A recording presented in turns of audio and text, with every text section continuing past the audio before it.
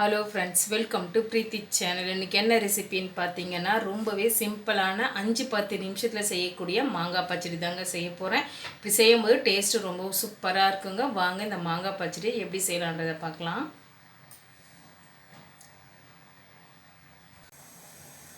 மாங்காய் பச்சடி செய்ய பார்த்தீங்கன்னா, ஒரு பெரிய மாங்காய் நீட்டு மாங்காவை ஒன்று எடுத்திருக்கேன். இதுக்கு இனிப்புக்காக பார்த்தீங்கன்னா 1 கப் அளவு வெல்லம் எடுத்திருக்கேன். இதை கழுவிட்டு இதை சின்ன சின்ன பீசஸாக நம்ம கட் பண்ணி எடுத்துக்கலாம். மாங்காவை சின்ன சின்ன பீசஸாக இந்த மாதிரி சைஸில் கட் பண்ணி எடுத்தாச்சு. மாங்காவை இப்போ தாளிச்சிக்கலாம். ஸ்டவ் ஆன் பண்ணி கடாயை வச்சுட்டேன். கொஞ்சமாக எண்ணெய் சேர்த்துக்கிறேன். எண்ணெய் சூடானதோ கடுகு உளுத்தம்பருப்பு கொஞ்சமாக சேர்த்துக்கலாம். கடுகு பொரிஞ்சு வந்ததும் ஒரு வரமிளகாவை சேர்த்துக்கிறேன். கூடவே கொஞ்சமாக கருவேப்பிலையும் சேர்த்துக்கலாம்.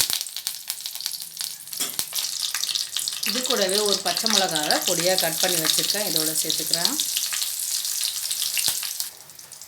கட் பண்ணி வச்சுருக்கேன் மாங்காய் பீசஸை இதோடு சேர்த்துக்கிறேன். மாங்காய் எண்ணெயிலே அப்படியே வதங்கி வரட்டும். மாங்காய் வதங்கிட்டு இருக்கிற டைமில் பார்த்தீங்கன்னா இதுக்கு வெல்லம் தண்ணி நம்ம ரெடி பண்ணிடலாம். கொஞ்சமாக தண்ணியில் வெல்லத்தை சேர்த்துட்டு இதை காய்ச்சி எடுத்துக்கிறேன்.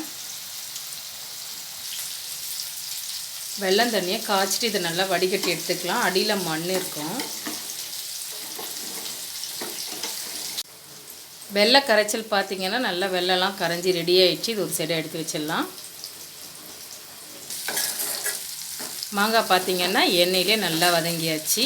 இது கூடவே 1/4 ஸ்பூன் அளவுக்கு மஞ்சள் பொடி சேர்த்துக்கலாம்.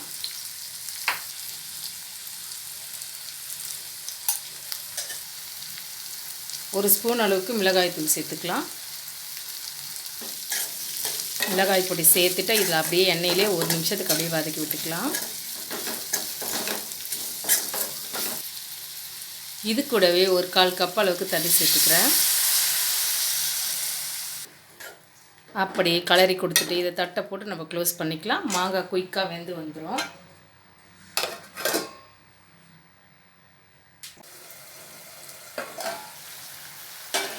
மாங்காய் பார்த்திங்கன்னா நல்லா வெந்து வந்துடுச்சு. ரெடி பண்ணி வச்சுருக்க வெல்லம் தண்ணியை நம்ம இதோடு சேர்த்துக்கலாம். டைரெக்டாக அப்படியே வடிகட்டிக்கிறேன்.